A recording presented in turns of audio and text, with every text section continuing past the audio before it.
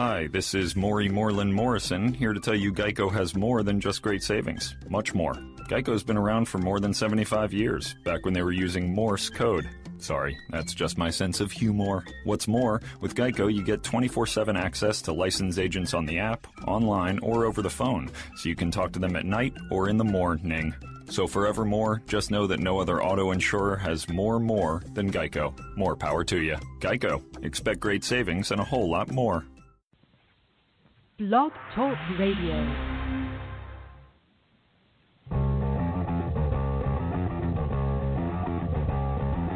TV party tonight! TV party tonight! TV party tonight! TV party tonight! We're gonna have a TV party tonight! Alright!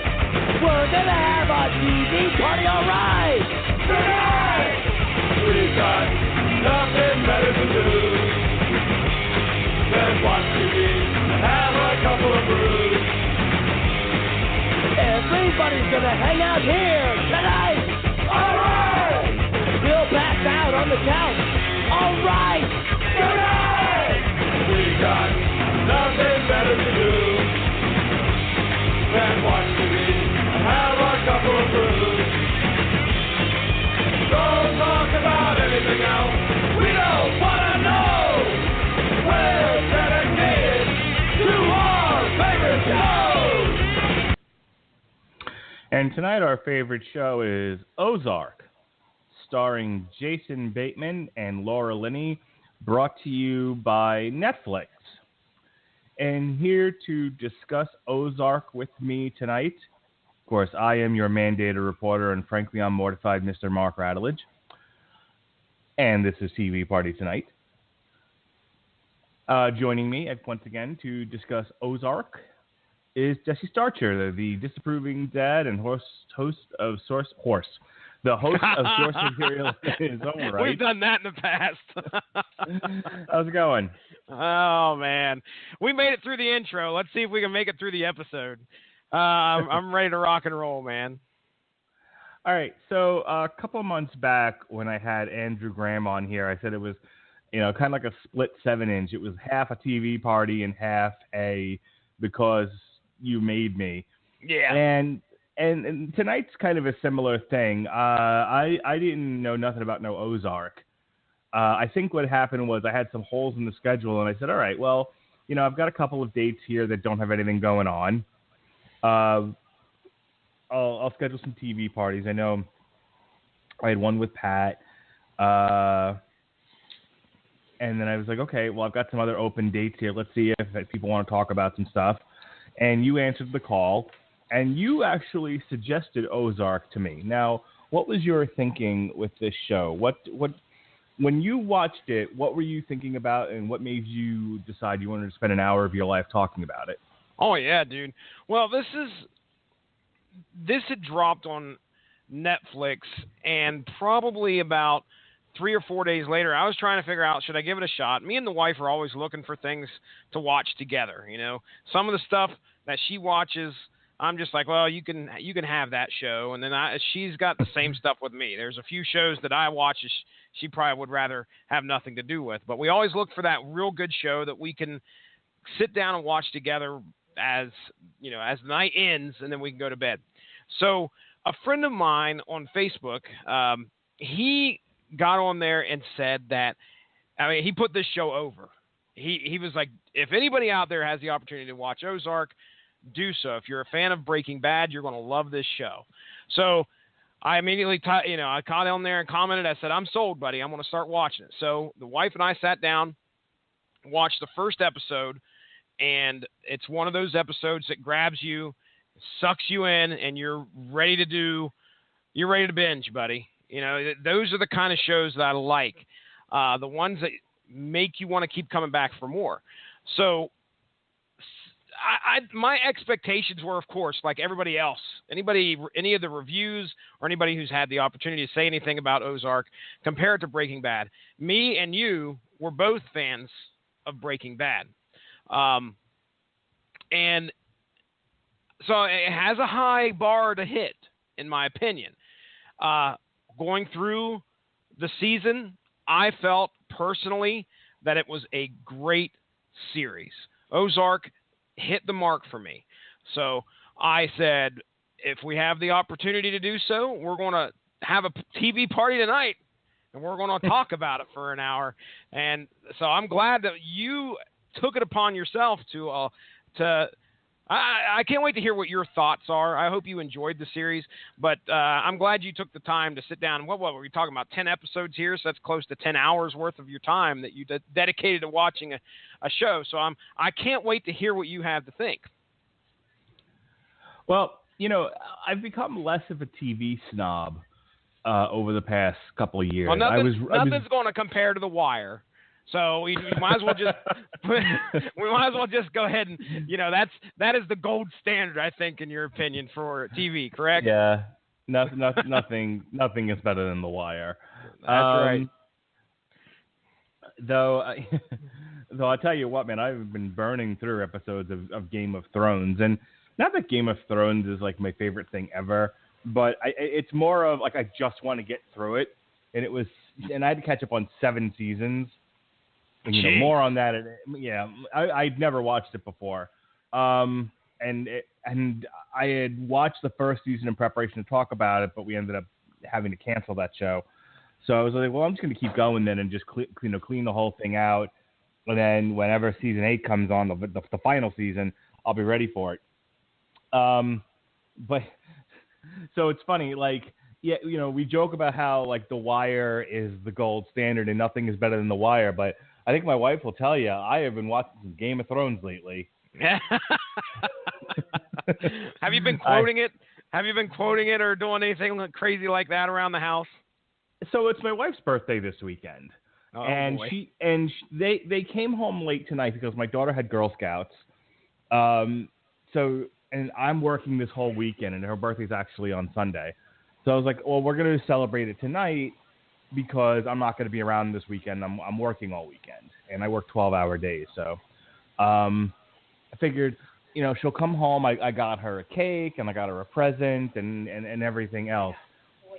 And she's trying to tell me about her day, and all I can come back with is, so Arya puts on one of the like kills Walter Frey in the season finale of season 6, and then opens with season 7, and she just wipes out the whole Frey family. It's fucking awesome.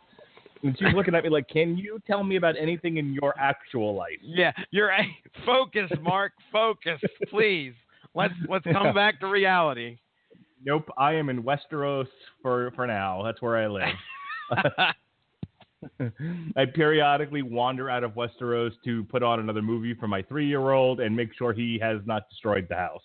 Yeah, that's good enough. In any case, yeah, going back to the whole TV snob thing, let me get back on track here. Initially, everyone was like, the show that everyone was talking about a few years ago was Breaking Bad. Mm-hmm. It was like Breaking Bad and The Walking Dead. Those are the 2 shows that everybody talked about. And I'm not a zombie person, I didn't read the comic books. I wasn't interested in The Walking Dead. I was never going to watch it, still haven't, and I'm not planning on it. It's not my thing. But I had heard about Breaking Bad, and everyone was like, if you like The Wire and The Shield, you'll love Breaking Bad. And I'm like, nope. There's nothing compares to The Wire.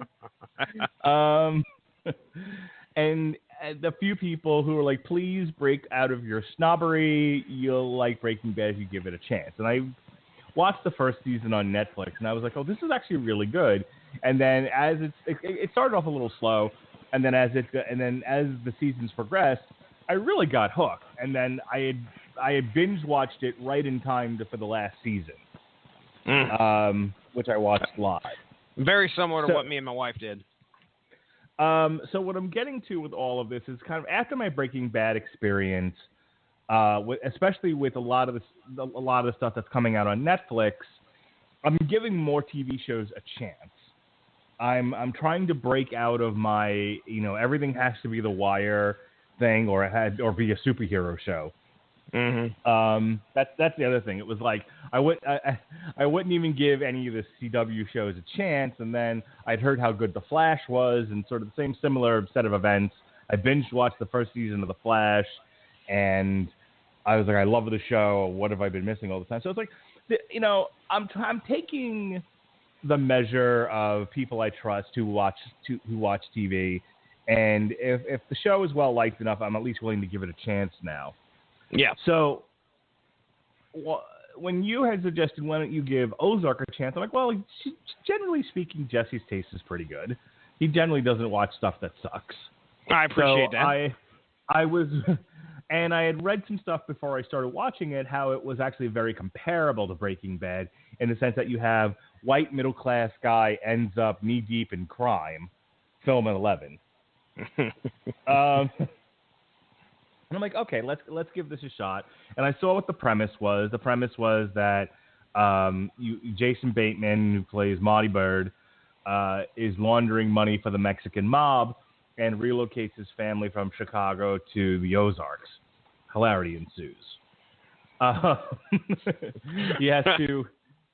He has to launder, I think it's like $8 million in 3 months. Which is sort of a beat the clock situation. It's a lot of money to have to launder in 3 months time. And then when he gets down there, he runs into all kinds of obstacles like you do. And I was like, you know what? That's actually a pretty fun premise. So I gave it a shot. I watched it, and let's talk about it. Yeah. Are you So the two big stars in this thing are Jason Bateman and Laura Linney. Everybody else I've never seen before, and like nobody was recognizable. Did you recognize any of the cast? Well, I recognized the guy that they moved in with. I can't remember his first name, but he's been in a bit part in quite a few movies. But the one that I clearly remember him from is the judge from Ghostbusters 2 when the Scoleri brothers show up. Yes, he's only the person memory. That looks familiar. You're absolutely right about that. I'm actually trying to find his name in the cast list from on the Wikipedia page. But he's the only like I immediately knew who he was. Yeah. Yeah, the kids. I'd never seen the kids before. And the Langmores, who we're going to talk, we'll probably mention here, none of the Langmores look familiar. The FBI agents didn't look familiar. So, yeah, dude, you're talking about a pretty well unknown cast. I was reading a review who talked about, I can't remember their name, the people they run into that are running the drugs locally. The two, I don't want to call them hillbillies because they're country folk, but apparently, and hillbilly would be more accurate than redneck. They don't like they don't take kindly to being called redneck. Last term you want to use to describe them, that's for damn sure. But yeah, those apparently the actor that plays the lead, the male lead there of the Snells, he apparently had been in a few things, but nothing I recognize. So as to these people being in stuff that I've seen, I can tell you that Marty Bird and Wendy are the only two that look familiar to me. Were you familiar with Jason Bateman's work in anything else besides Teen Wolf 2? The correct answer is no, sir. I have not watched any Arrested Development, as acclaimed as that show is. So many people rave about that. I just have not got around to it. It's not something I don't want to watch. It's just something I haven't had the opportunity to watch.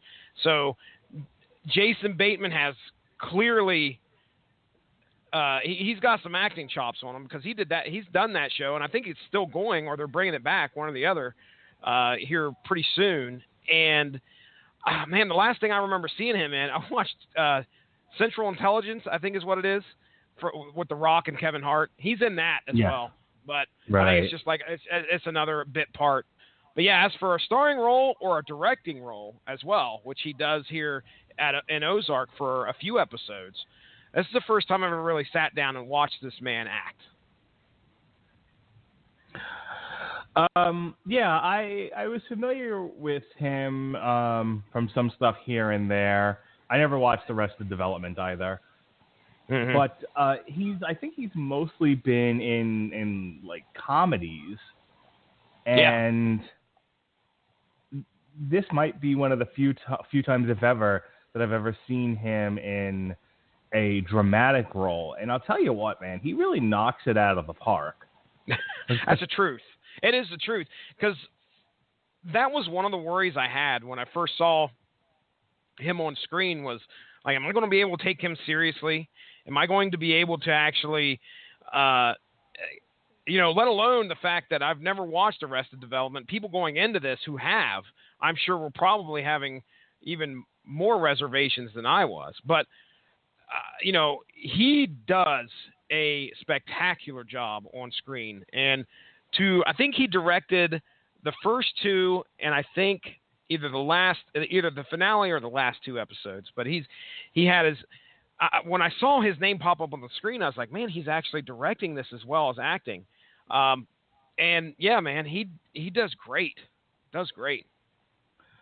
Obviously, Laura Linney, I've seen in a ton of different things. She's got a long storied acting career. She does a great job in her role as well. I think she definitely holds up her end of the duo. Whose shoulders the show rests on, hers and Jason Bateman's. I was telling my wife about this.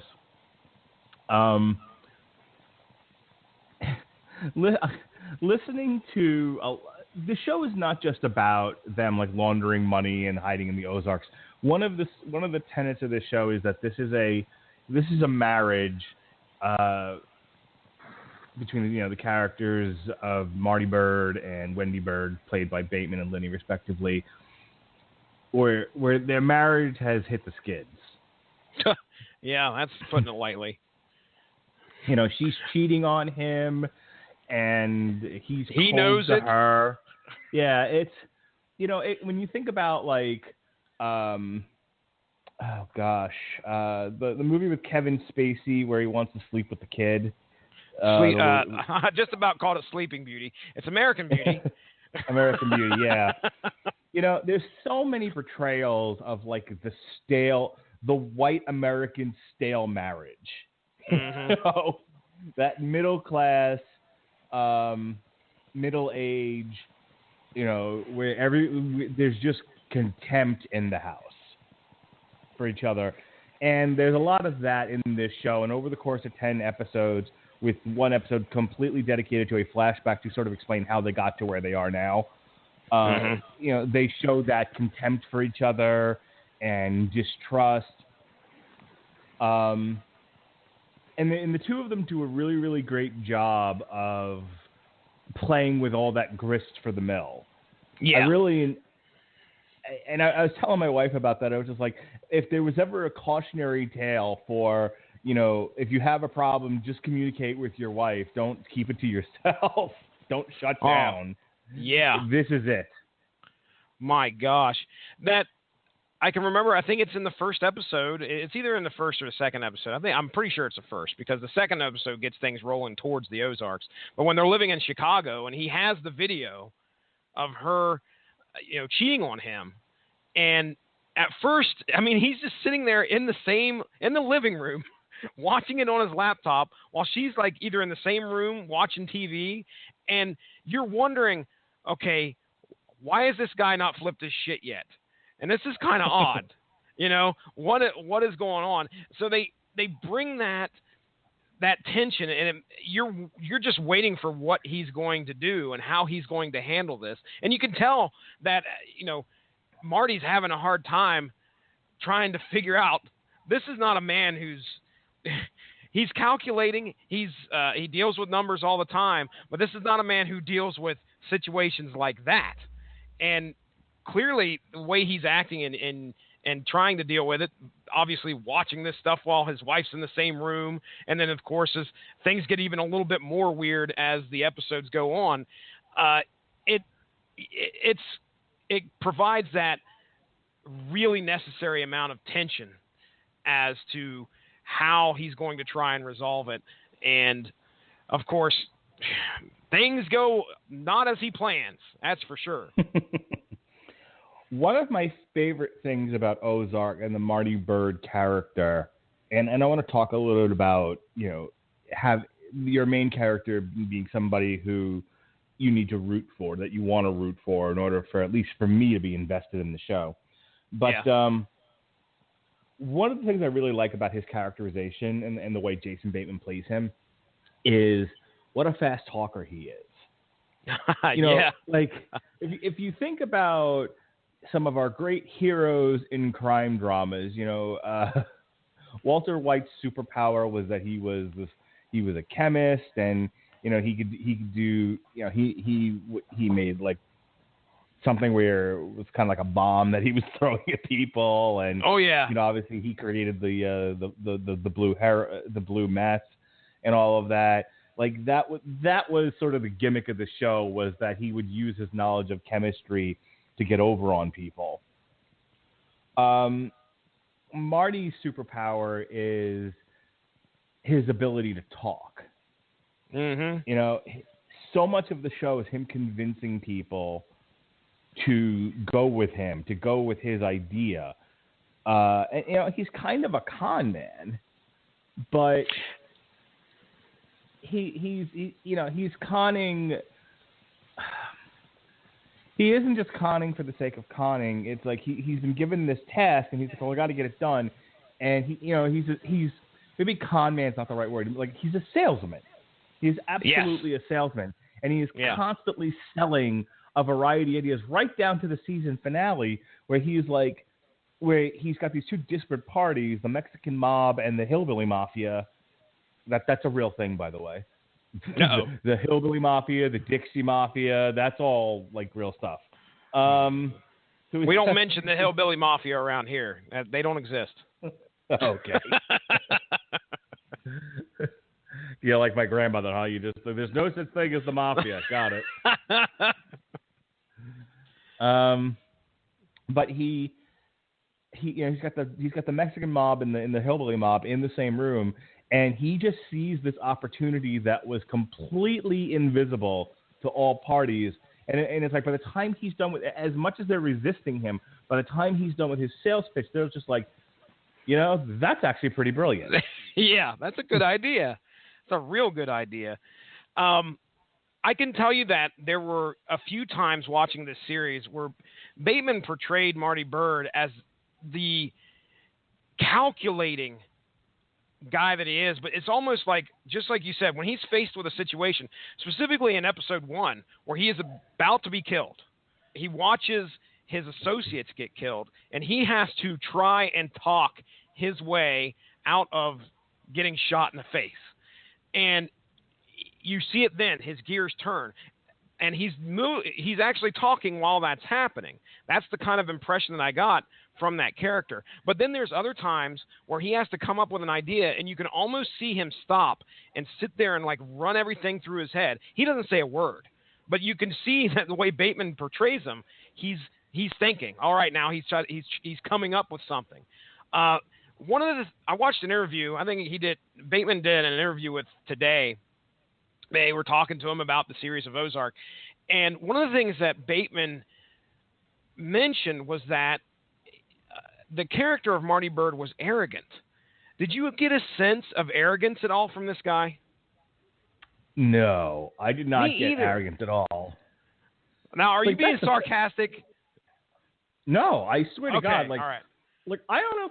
I thought he was genuinely. What's funny about his character? They could have written him more smarmy, but they didn't. There was a lot of restraint in his character. Here's the guy who, if you look back at there was some criticism of doing this, by the way, of the flashback episode. Yeah. where he's just going along. He's trying desperately to make his depressed wife happy, and he's just coming up with nothing. And she tells him the story about how she used to break into houses just for kicks. Mm-hmm. And he's like, maybe we can breathe some life back into this marriage if I launder this guy's money. Well, not the best decision. But clearly man. he was driven to, because he told Dell no a few times before he was finally like, I'm going to do this. And to me, it came across like he's doing it for her sake. And that's part of why he just shut down over the years, because he didn't feel good about doing it. This wasn't for him. This was for her. Yeah, I mean, even after he did and took that jump, look where it still ended up. She's cheating on him. So, yeah, I mean, I got resentment from him. I got resentment, but I got an earnestness. I really felt like this is a decent dude who made one bad choice on behalf of his wife, and everything just sort of fell apart after that. Yeah. Yeah, I didn't get the arrogance either. I mean, if he was trying to portray arrogance, that was lost on me. What I got was a very smart person who was trying to do and come up with just about anything he can, and was usually capable of doing so to save his own ass and his family's ass as well. But yeah, I didn't understand where he was coming up with that, but hey, he's the actor, whatever. But man, I'll tell you what, it didn't come across like that at all to me. The only way I could see him coming across as arrogant is he has to come off as, what's the word I'm looking for here? It's late and I'm tired and I'm losing the language. Vocabulary confident. leaves you. Confident? Okay. Yeah, I'm gonna start talking in 1984 language very soon. Like he was double good guy. Confident. He's trying to sell. He's under the gun and he's trying to sell himself to these various people throughout the Ozarks, and try to sell all these different ideas over the course of 10 episodes. You can't be mousy and do that. If you don't believe in what you're saying, no one else is going to believe you either, especially if you're thinking out of the box. And I go back to his proposal to dam the river and then create a riverboat casino, which nobody had thought of and didn't even realize was a possibility. If he's coming across like, well, I don't know, and I could see where people might get arrogance out of that. But again, I wouldn't call it arrogance. I would call it confidence. Yeah. This is a man who knows his material, and it's almost like, again, and I guess saying this out loud, I can see where other people might interpret it as arrogance, is he's so ahead of the curve, he's so above the people that he's dealing with, that he constantly has to break things down for people who aren't as smart as he is. Yeah. I can see that. The thing about the show is that they show you how he gets there, and it's not easy. So maybe that's where we, I don't know, but we see his struggle and his way of trying to get to that point to where, okay, he's done all this research to come up with the plan. That's just confident hard work. So. He is, unlike Walter White. I didn't necessarily root for Walter White because I thought Walter White went a little crazy towards the end of Breaking Bad, and he kind of got what was coming to him. The "I am the one who knocks" bit was a great line, but it showed him getting carried away with himself. Whereas that doesn't happen with Marty. Marty doesn't have a "I am the one who knocks" moment. If anything, I feel sorry for him. And unlike Skyler, who I thought was a raging hose beast on Breaking Bad, as much as I think Laura Linney's Wendy character comes across in a lot of the series as unsympathetic, I still root for her too. I don't want to see. I wanted Skyler to be shot in the face. There was there was nobody on the show who I wanted to see dead. You know what I mean? Yeah. Yeah. Usually there's somebody in the show who either, like, if I don't care if they get shot or I'm actively rooting against them. And in this one, like, not even the kids are bad. No, like, sometimes, like there's a kid on the show and I'm just like, I can't wait till you get, you know, like again, the older brother on Breaking Bad, I'm like, I understand he had a disability and everything, but still, I was like, yeah, shoot him. He's fine. He needs to go. And there's definitely been some characters in shows that I've watched where I'm just like, oh my God, I hate you. But I don't hate anyone on this show. Like, it has that. You had to have hated that the real estate guy's mom, at least. But the good thing is we got to see her get her by a garbage truck. Which I saw coming, by the way. When she stuck her fingers in her ears and started walking backwards, I'm like, and she's dead. She's dead. Another but that's the thing is that we hated that character, and they were like, oh yeah, we know you're going to hate this character, and they took her out. She wasn't in enough of this show where, like, clearly she's an asshole character. Yeah. But she wasn't in enough of the show where I was like, please, I hate this character. Shoot her, kill her, boil her in oil. She was only in like 2 episodes, and she dies in one of them. So it's like, all right. True. It's not like a King Joffrey situation where, you know, it's like 4 seasons before he finally bites the dust, and he's just awful in every single one of them. Like, I can't wait to use I. Is that the kid? See, you make these references. I have no idea. It's like Facebook all over again. Stop doing it to me, Mark. You know, I have funny? no idea. My wife said something similar about that because I brought something up about Game of Thrones, and she was like, "Oh, is that when this happens?" And I'm like, "You don't watch the show. How do you even know about that?" She was like, "It's all over Facebook." Yep. Okay. She was like, "Apparently, the Red Wedding was a big deal," and I'm like, "Yes, it was." Yes, it was. So anyway, back to Ozark, the show at hand. Let's go ahead and switch gears here. I want to talk about another character. This character really steals the whole show. As good as Jason Bateman and Laura Linney are, they are, you know, obviously competent enough actors. I wouldn't expect them to be bad. But the person who I think is the emotional anchor of the show, the person with like the biggest arc, is Julia Garner's Ruth Langmore. Mm-hmm. Yes. Go ahead. First time I've ever seen. I was just gonna say first time I'd ever seen her, and I don't know what kind of history she has being an actress, but if this is not her best work, I mean, I'm really going to be surprised. So far, what she showed me in this show was that. I mean, I believed her as a person from the down there in Mississippi, wherever they're at, Georgia. I believe Missouri, exactly. Missouri. They filmed in Georgia. At least I got something right there.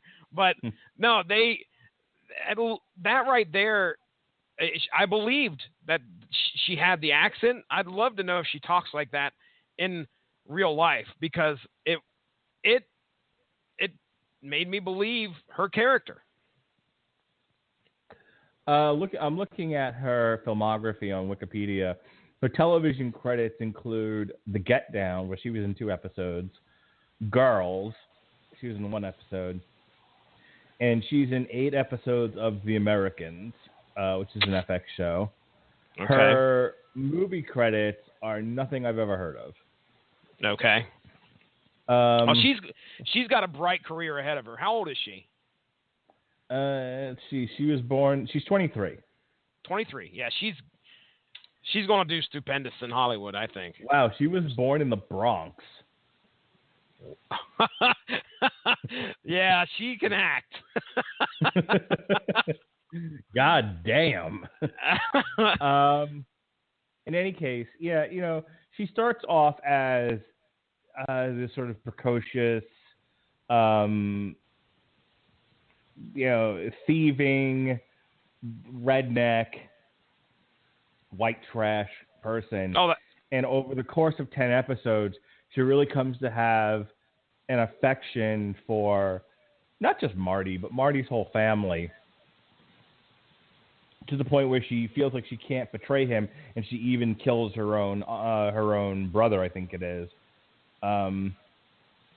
because they were going to kill Marty, so she sort of beats him to the punch. She really is great in this, and I thought she was going to be a character I was going to hate, but I really came around midway through the season as she starts to change, as she starts to soften and sees that Marty is not a bad guy and not worth ripping off or killing. I come around on her as a character, and when you see what she has to contend with in her own personal life, with the father and everything, she's one that I think draws a sufficient amount of sympathy as well. Yeah, when you're first introduced to her, she's just like you said, felt like the typical backwoods trailer park trash girl, and then you start to realize how smart she is. She's very, very skilled in what she does. I think her specialty or whatever, I guess you would say, was breaking and entering. Hence their first real interaction when Marty does the smart thing and leaves all the cash under the bed at the hotel, and she comes in and as housekeeping, and yeah, she does a good bit of cleaning house. but yeah, then you start to see how smart she gets. When I say she's already smart. And yeah, the relationship between her and Marty, it's cool to watch that grow, because, there's a point where she's planning on wanting to take all of this money after that she finds out actually how much there is. And she's going to stop at no length to do so. But luckily for her, there's something kind of steps in her path and stops that from happening. And then things start to grow from there, where she realizes what she was about to do was going to be a mistake. And she comes to work for him at the Blue Cat? Is that what it's called? The hotel? Yes. And then of course there's kind of like semi adventures that they go on when they rip the strip club off, which was great. But yeah, watching her grow as a character and become, somewhat of I saw her as looking at Marty as the father figure that she didn't have, because her father being away in jail. And then of course she had her two uncles, which were, geez, those guys were, they were over the top, we'll just say. And that was an interesting little side story with her one uncle and the FBI agent. But yeah, I definitely agree. I want to talk about that. Okay. But yeah, Ruth did knock it out of the park. She did a great job. And she was an important part of the series, and I can't wait to see what they do with her next season. So let's turn this around now. Let me ask you, are there any other performances or characters that you really enjoyed in this, or you feel like you want to talk about? I do want to mention, well, this is more story-based. I'll bring this up at the end. So as for performance-wise, no, nothing. I mean, the kid that you thought, the bird's boy, I wish I could remember his name. I can't remember his name off the top of my head. Jonah. Yeah. They did a good job of making you think that he was going to turn out to be a real creep, and he's going to have issues. But we learned that he's almost more calculating as his father. So I thought they did a good job in telling that. The kid who portrayed him did fine. I think that's probably, I guess, the last thing I'd want to talk. Well, the daughter, Charlotte. Did you find her annoying at the beginning? At the very beginning, yes, but any character that started out as really unlikable, I liked by the end of the series. Okay. Even the villain, everybody unless they were dead, whoever's alive by the end of the season finale I had come to enjoy and appreciate. Okay. There's something very noticeable that they do with most of the characters. They do a good job of giving them depth. Charlotte started out as the whiny teenage brat. I don't want to move. What are you doing to me? Blah, blah, blah. And then we have a few scenes, a few little arcs where we start to see she starts to grow as a character. And, okay, specifically the scene where she goes for a swim. That right there says to me, that's a teenager trying to deal with the situation that she's in. And then I started going like, okay, well, this character's grown on me too. I can't wait to see what's going to happen next with her, because I have a feeling some stuff's going to get pretty crazy. And how these kids are going to deal with the fact that their parents are, laundering money, and they're not like trying to keep it from the kids. They were originally, but then they just sat down and were like, okay, guys, well, just to let you know, we're laundering money. Why don't you go grab a stack and help us count or help us wrap? I mean, that's crazy. Well, originally Laura Linney tells the kids that they're laundering money because I think it was early on. I think she just got fed up with trying to come up with excuses for things. And the other reason was she wanted to poison the kids against the dad. And it really is effective at the very end where, he tries to get him to go to Canada or whatever. He, gets some new IDs, and they're just like, nope, good, bad, or indifferent. Either, we all soar together or we all sink together, but at least we're together. That's right. And they are a family. And regardless, and it's funny, there's a couple of times throughout the season where it's like, okay, so their dad's laundering money from the Mexican mob, and they're just like, okay, well, that's what you do. Well, kids are resilient. You never know how they're going to handle things, and that was something else. So let's talk about some. I don't want to do plot summaries tonight. That's how I handle some of these TV parties, to just go episode by episode.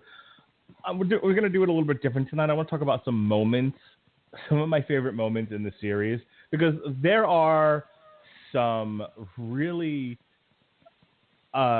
great, memorable moments in this series. And I think when you watch a TV series like this, that's what you want. You want something that's really going to capture your imagination and your attention, and be something that you want to talk about the next day. And that's what we're here to do. We're here to talk about this show. So right off the bat, one of the first things, other than Jason Bateman's motor mouth, that caught my attention, and I had kind of a visceral reaction to, was the FBI agent kissing. I believe it's her uncle. I gotta see the cast again. Russ.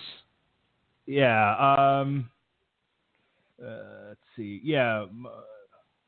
I'm pretty sure it's her uncle. Yeah. So the FBI agent, who is, what's his name? Petty. Roy, I believe. Roy Petty. Yes. Mm-hmm. So Roy Petty has a real hard on for wanting to bust drug dealers because of the situation with his mom being addicted to drugs and all that, which they reveal in the flashback episode. Mm-hmm. So he is described as a rogue FBI agent, and he definitely does some interesting things.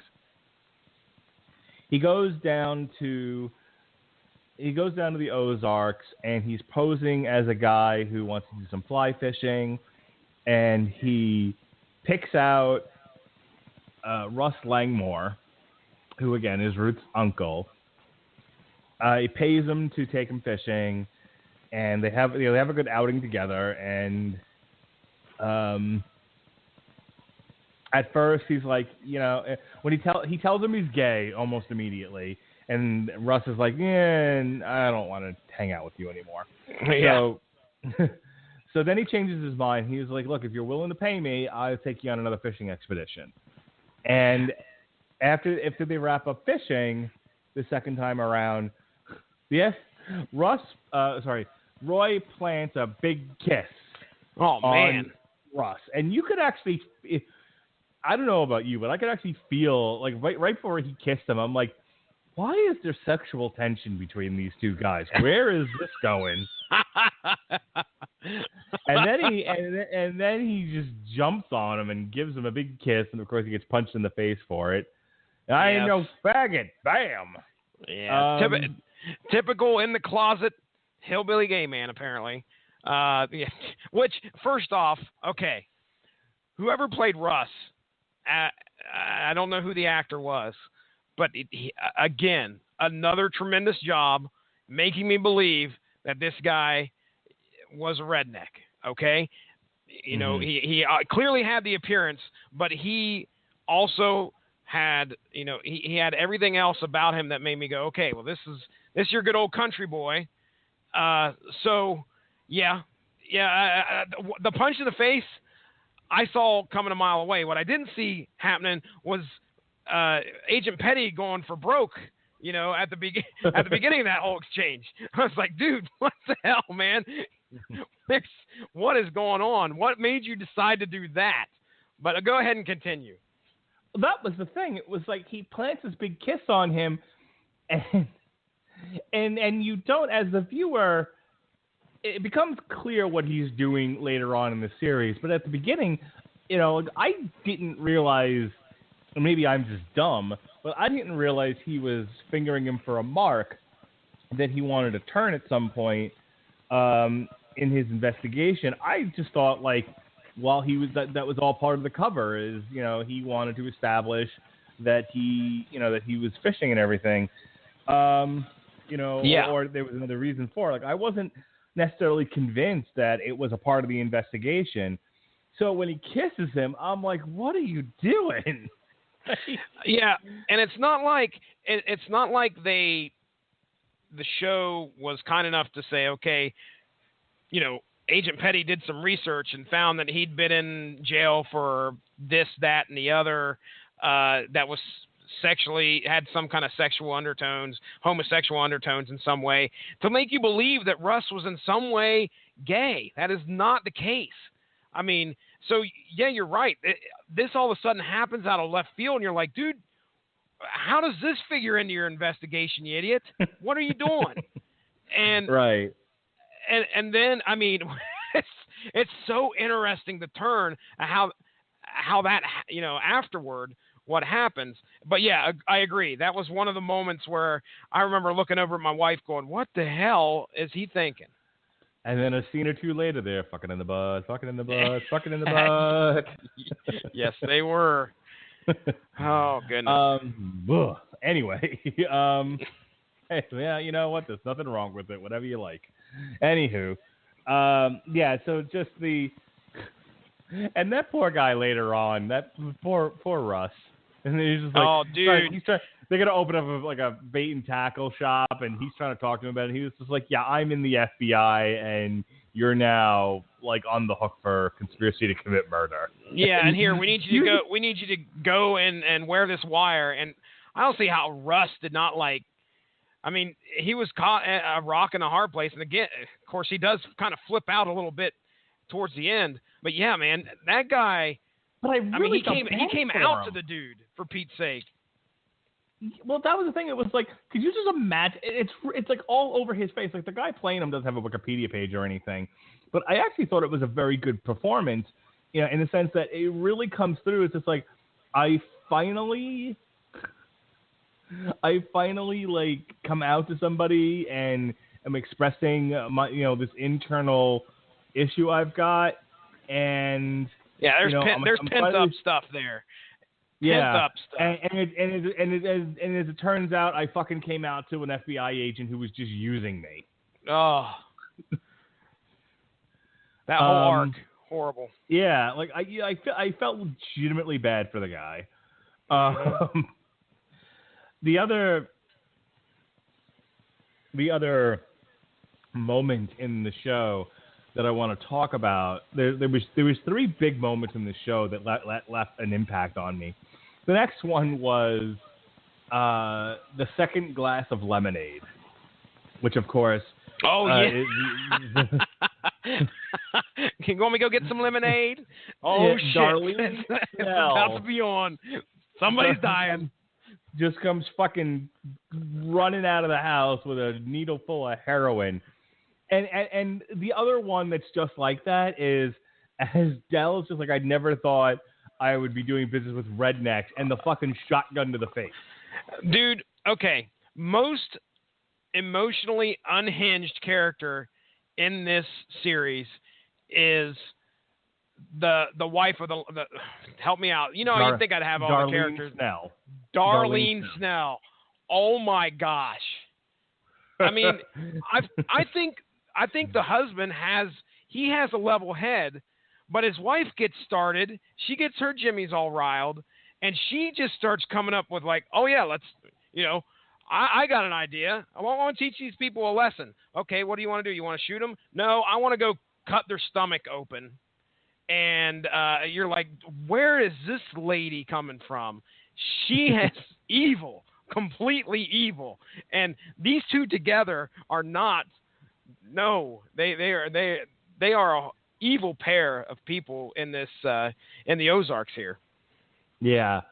So between her running out of the house and hitting the strip club owner with the fucking needle full of heroin, and then in the finale when she shoots Dell in the face, and the husband's reaction, you just can't be shooting people in the house, Darlene. Jesus Christ. I think the husband has to figure out what the fuck to do, because he all of a sudden he's like got to reach in his pants and pull out the gun and shoot the bodyguard, and it takes like a full 10 seconds for him to do that, because he's just trying to figure out what the hell happened. Right. Because this was not planned. Yeah, those two bits there definitely, like, I can still see him fresh in my head, and it's been a couple of days since I watched it. Like, wow. Yeah. You did not see it coming. You had no idea. Expect it. Yeah, it's like you said, you don't realize they're heroin dealers when the strip club owner shows up. Like, you don't know what that whole setup is all about. And she's like, you just want some lemonade? And then she's just like fucking Jason. She's running out of the house, chopping people's bits.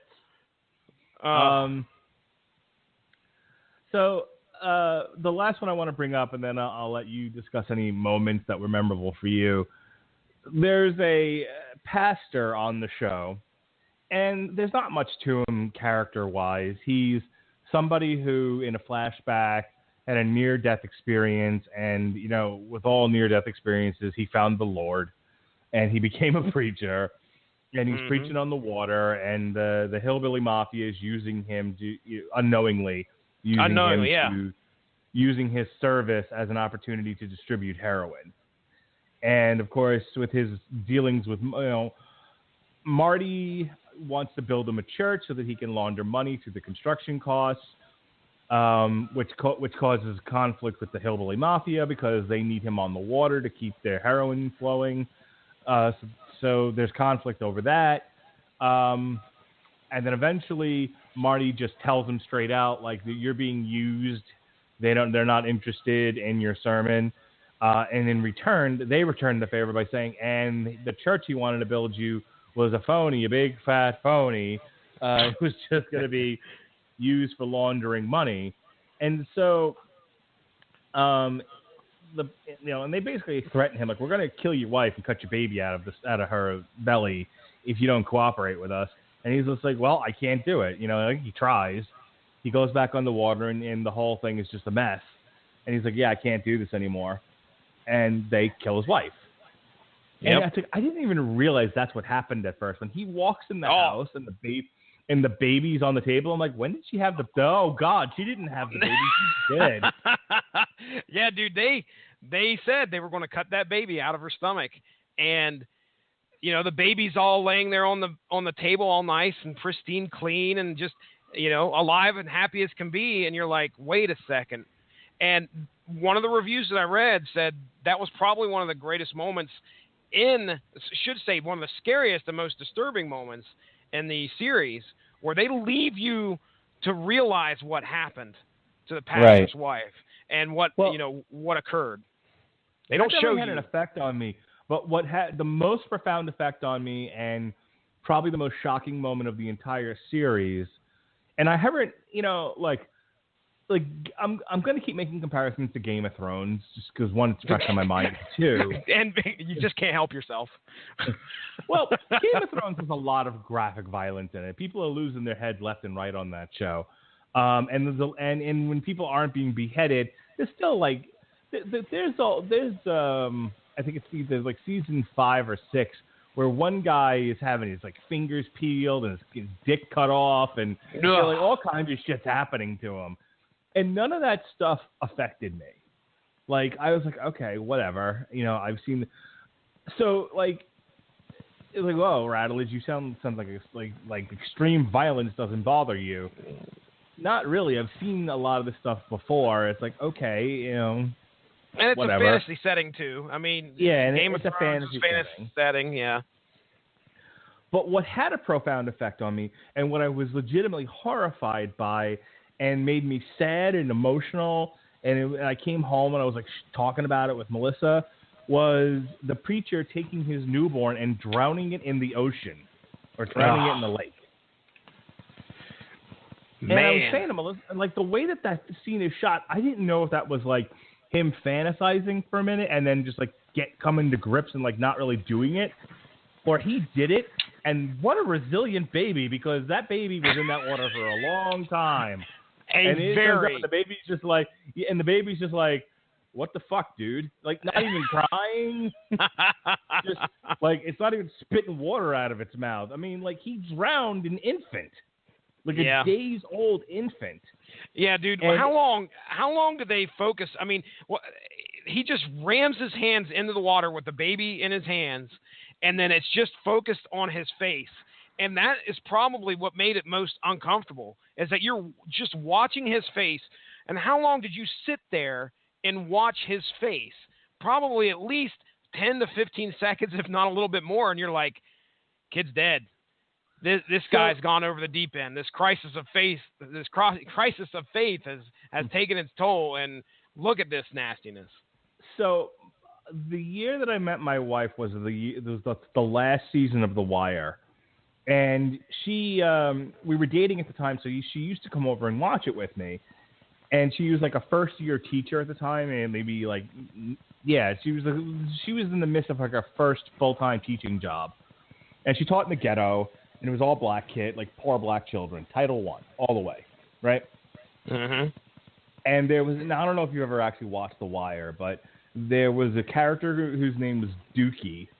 And Dookie was having difficulty finding his way. He was too soft to be a gangster and too frightened to go to school. And then the child that he was taking care of for another character was moved to the suburbs. And so he literally had nothing left. So the final scene of Dookie, and he's like only like 15 or 16 years old, but he goes into like this horse barn in Baltimore where there's a bunch of dudes shooting heroin, and he like shoots heroin for the first time. And my wife's like, and because my wife identified with that character as being like one of her students, and she taught elementary school at the time, she just had an epic meltdown. Like she just crying and like couldn't breathe and like was carrying on and everything. And she was like, I can't handle what I'm watching here because it's too close to home. Yeah. It's too real for me. And not that I drown one of my children, but or have experience with drowning children. But that's kind of the reaction I had watching that scene, was I can't handle this. This is too much for me, because I could never imagine being so frustrated or so full of anger and hate that I would want to drown an infant. Yeah. And, babies are so innocent. Like it was a great thing to put on TV in terms of drama, but it was one of the most horrifying images I've seen in my life. I mean, you can mutilate people all day long in films like Hostel and whatnot, and my only reaction is, well, that's gross, and I don't want to look at things that are gross. But as far as getting a visceral, emotional reaction from me, him drowning the infant was like way over the top for me. Okay, well let's. Here's what I got out of that scene. Okay, I want to tell you what I got out of it. and see if some of the stuff you may agree with. I don't know, but all this shit that this guy had gone through. One of the things that we learned about in the flashback episode is that he could have possibly died in that. That he had that near-death experience, and if the bullet was somewhere else, he could have died. I'm sure. So that's what brought him to the Lord. Now, all this shit happens where he has this huge crisis of faith, where he no longer believes in God, or at least it seems like that's the case. And then he takes his newly born child down to the lake and he takes it and shoves it under the water for a very, very long time. Now, I see one of two things going through his mind. He's either really intent on actually killing this child who's been brought into a world that he right now hates probably with every fiber of his being. And so he probably looks at this as an act of mercy to take this child out of there. But when he brings the kid up, it's almost like he expected the kid to still be okay.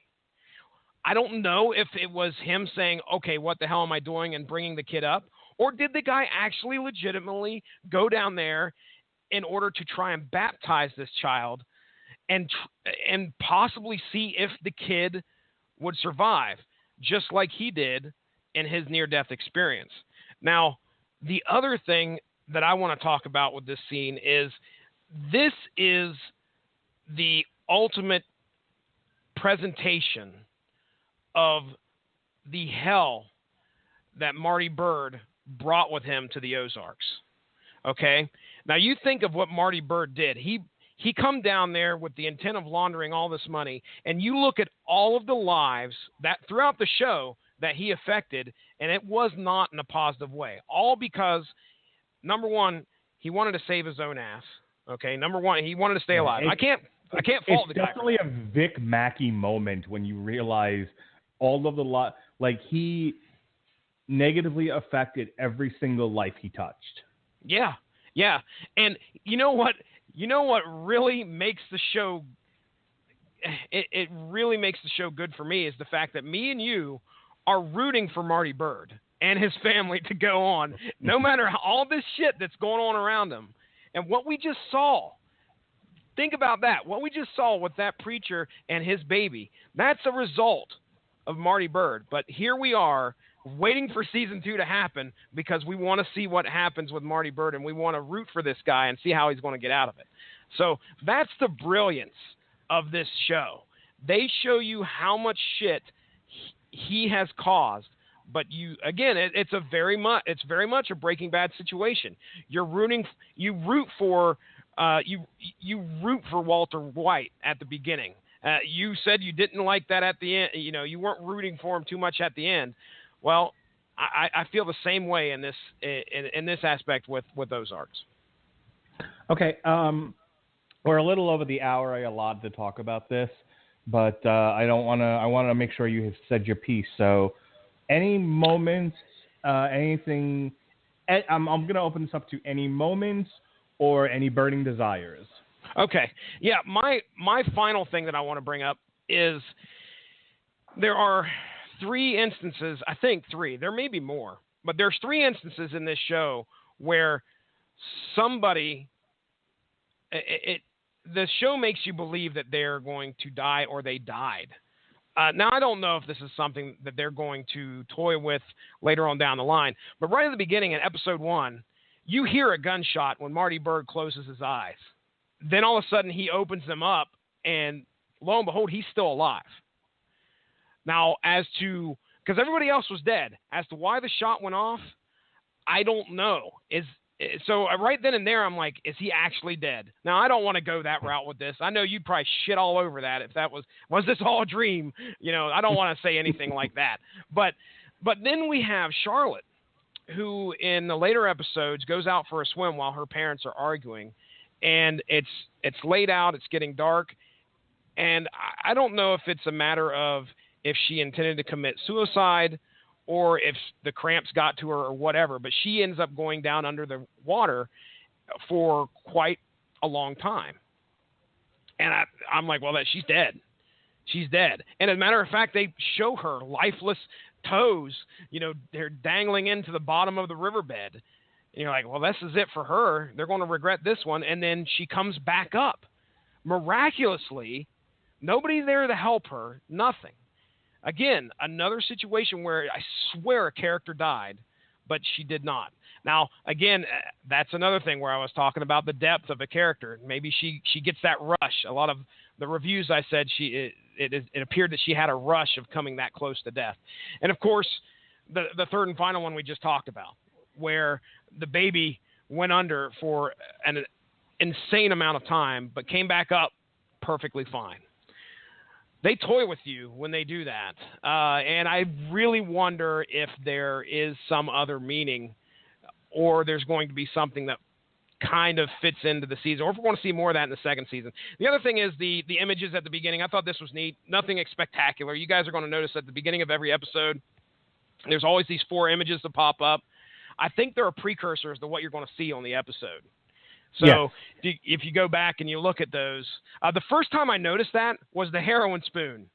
And when I saw the heroin spoon and the needle, I was like, okay, heroin has not been discussed at all in this series. What is going to happen? And sure enough, we got introduced to the Snells.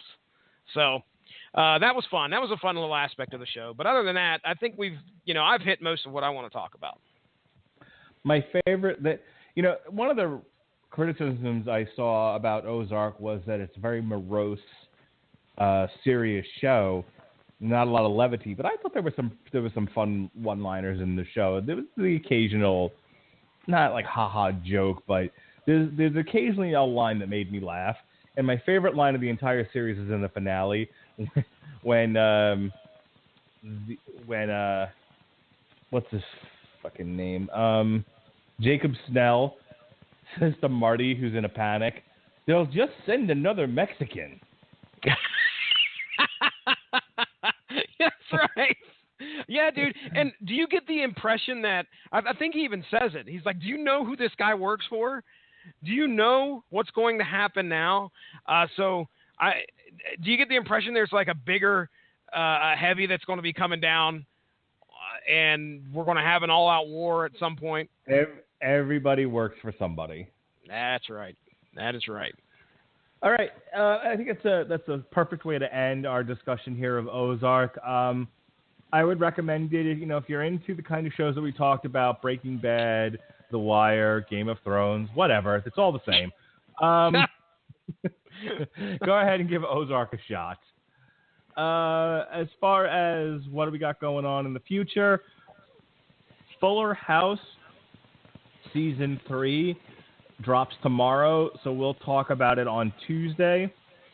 The Metal Hammer of Doom, we'll be discussing the new arch enemy, Will to Power. And On Trial, we're doing its only show of September. We had to cancel it due to the hurricane. We're going to be talking about the most reviewed and the... Okay, I got the headline right here. Why Ballistic X versus Sever is the most rotten movie of all time. Ooh, we're going to talk about it on Trial. We're going to put that one on trial. I'm going to defend it. I'm going to watch it, and I will attempt to defend the most rotten movie of all time. Let's see if I can do it. Let's see if I'm successful.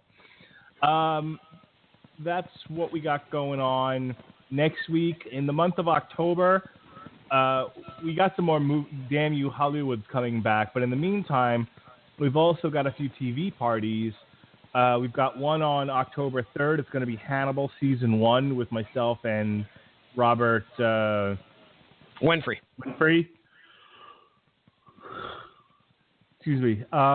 we'll be reviewing the new Blade Runner the week after that, Voltron Season 4 the week after that, and then Geostorm and Jigsaw in the weeks after that. So October's chock full of shows. Hopefully we don't get hit by another hurricane and I have to cancel all of them. And fucking Irma. Irma. As far as the next source material, we'll be doing the DC meets Hanna-Barbera on Monday, October 2nd. So I can't wait for that, and I'm sure Ronnie Adams is already crying into his seat.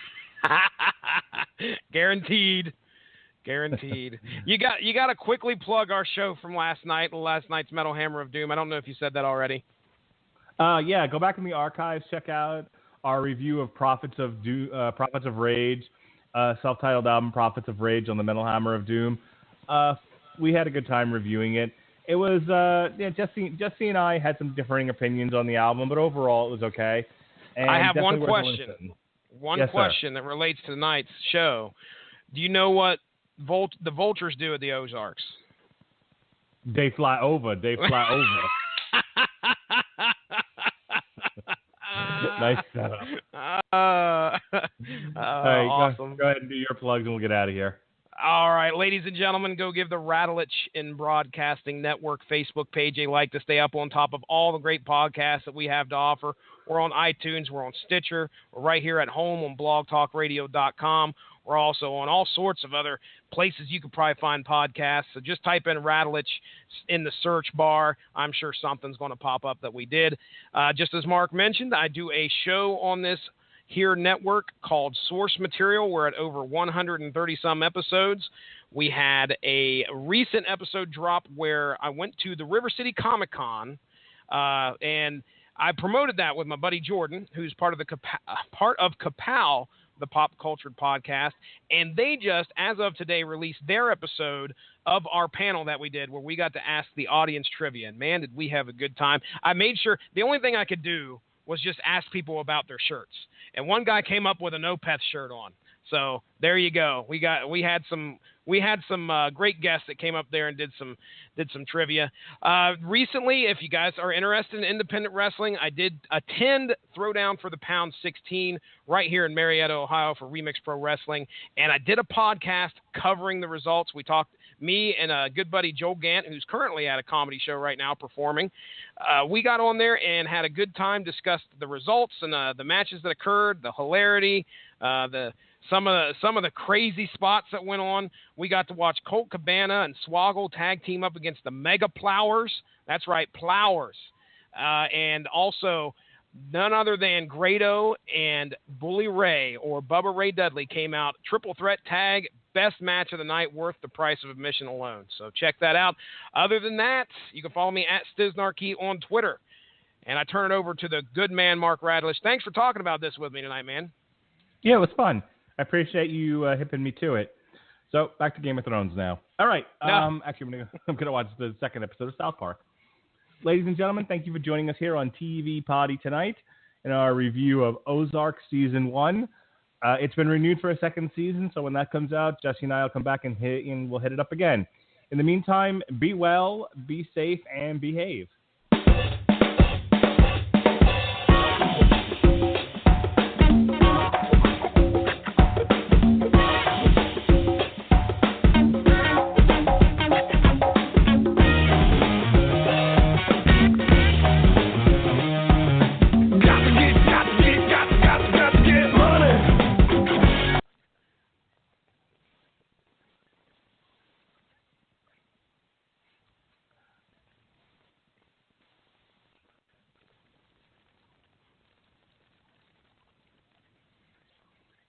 Hi, this is Maury Moreland Morrison, here to tell you Geico has more than just great savings. Much more. Geico's been around for more than 75 years, back when they were using Morse code. Sorry, that's just my sense of humor. What's more, with Geico you get 24/7 access to licensed agents on the app, online, or over the phone, so you can talk to them at night or in the morning. So forevermore, just know that no other auto insurer has more than Geico. More power to you. Geico. Expect great savings and a whole lot more.